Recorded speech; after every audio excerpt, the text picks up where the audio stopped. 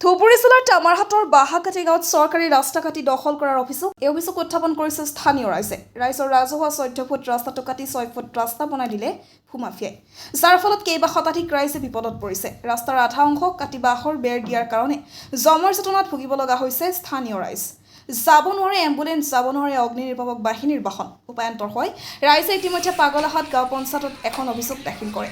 ধুবুৰী জিলা আয়ুক্ত আৰু গোলকগঞ্জ উন্নয়ন খণ্ড বিষয়া তথা পাগলাহাট আৰক্ষী নিৰীক্ষণ চকীৰ ভাৰপ্ৰাপ্ত বিষয়াক স্থানীয় ৰাইজে অনুৰোধ জনাই কৈছে অতি সোনকালে যাতে ৰাইজৰ সমস্যাসমূহ সমাধা কৰি দিয়ে। শেহতীয়াকৈ চৰকাৰী ৰাস্তা দখল কৰা ভূমাফিয়াৰ ওপৰত বিভাগীয় কৰ্তৃপক্ষই কি পদক্ষেপ লয় সেয়া হ'ব পৰৱৰ্তী সময়ত লক্ষণীয়। তামাৰহাটৰ পৰা আশ্ৰাফুল আলমৰ report, North East Frontier News. আমার অভিযোগ এইখিনি আছিল যে আমার এই যে এইটো পঞ্চায়ত রোড, এই রাস্তার মাথাত ঘর আছে শামসুল হক। এই শামসুল হকৰ ঘৰৰ পৰা এই ৰাস্তাটো আমাৰ হাইৱে ন্যাশনাল পঞ্চায়ত ৰাস্তা। আমি জনা মতে এই ৰাস্তাত পঞ্চায়তে মেম্বাৰ, প্ৰেচিডেণ্ট, কাউন্সিলৰ তিনিবাৰকৈ মাটি পেলাইছে, তিনিবাৰকৈ মাটি কাটিছে। তিনিবাৰকৈ মাটি পেলোৱাৰ পিছত এই ৰাস্তাটো ৰাইজে কাটি খাল বিল কৰি দিছে। এতিয়া আমাৰ ৰাইজৰ যদি কিবা এটা মাইকী মানুহ কিবা এটা ডেলিভাৰী কিবা একটা অসুবিধা হয়, আমি যদি 108 ফোন কৰোঁ, 108 যাব নোৱাৰে। কাৰোবাৰ এটা ঘৰত আগুন লাগিলে বা আমি যদি ফায়াৰ ব্ৰিগেডক ফোন কৰোঁ, ফায়াৰ ব্ৰিগেড যাব নোৱাৰে। আমাৰ যে ল'ৰা ছোৱালীবিলাক স্কুলত যায়, এখন টোটো দি যে স্কুলত যাব, সেইটো যোৱাৰো সংকীৰ্ণ হৈ পৰিছে। আমাৰ ৰাইজৰ এইখিনি অনুৰোধ, এই ৰাস্তাটো আমি ৰাইজৰ ফালৰ পৰা কৈ আছোঁ, আমাৰ এই ৰাস্তাটো আমাৰ ধুবুৰী ডিচি মহোদয়, আমাৰ গোলগঞ্জৰ উন্নয়ন খণ্ডৰ ব্লকৰ অফিচাৰ, পঞ্চায়তৰ ছেক্ৰেটাৰী আৰু আমাৰ পাগলাহাট আৰক্ষী নিৰীক্ষণ কেন্দ্ৰৰ ভাৰপ্ৰাপ্ত বিষয়া, ইহঁতে আহি তদন্ত কৰি ৰাস্তাটো উচিত যিটো হয় সেইটো আমাক যাতে বুজাই দিয়ে, এইখিনি আমার অনুরোধ। শামসুলের বাড়িতে রাস্তাটা এটা কিন্তু একদম হাওয়াজে লাগছে, হাইরোড মনসা মন্দির হাইরোড লাগছে। হাই রোডত লাগার পরে এই যে রাস্তাটা যেটা আছে আমার রাস্তাটা কিন্তু এটা কিন্তু আমার আরও টপিংটা আছে আমার কিন্তু 14 ফুট, যেটা টপটা ওটা 14 ফুট আছে। আর সেই রাস্তাটা আমরা সকাল বাড়ি করিয়ে এমন করে চাপাইছে, রাস্তা নাই, রাস্তা শেষ করে ফেলেছে।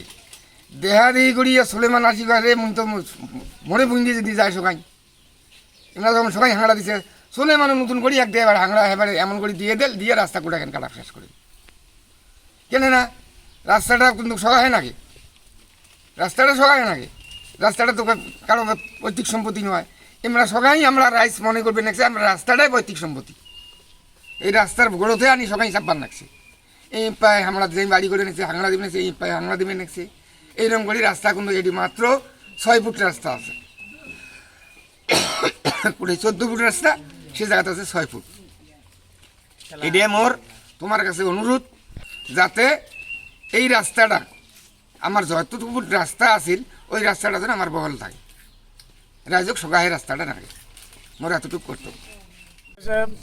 বাহাকাটি গাঁৱৰ শামসুল হকৰ ঘৰৰ পৰা আৰম্ভ কৰি সতীপতিলৈকে যোৱা যেটা পঞ্চায়ত ৰাস্তা, এই ৰাস্তাখন আগৰ পৰা পঞ্চায়তে কাম কৰিছিল। ৰাস্তাখন বৰ ভাল আছিল, মানুহৰ যাতায়াতৰ সুবিধা আছিল।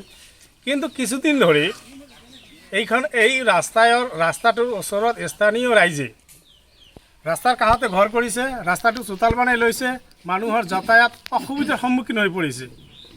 গতিকে আজি এই নিউজ চেনেলৰ জৰিয়তে জনাওঁ যে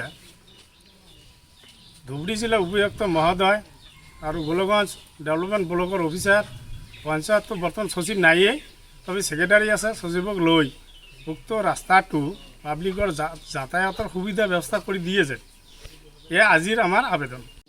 আমার অভিযোগ মানে যে রাস্তাটা আগত 14 ফুট আছিল, এই 14 ফুট রাস্তাটা আমার নাকি তেনেকৈ রাস্তাটা একজনকে জন্য নেই। রাজ যেটা আছে আমার বালুরটা দিয়ে এই প্রায় হাইরোড পর্যন্ত সবগুলো মানুষের দরকার এই রাস্তাটা। এই রাস্তাটা যখন হয় এটাই আমাকে নাকি।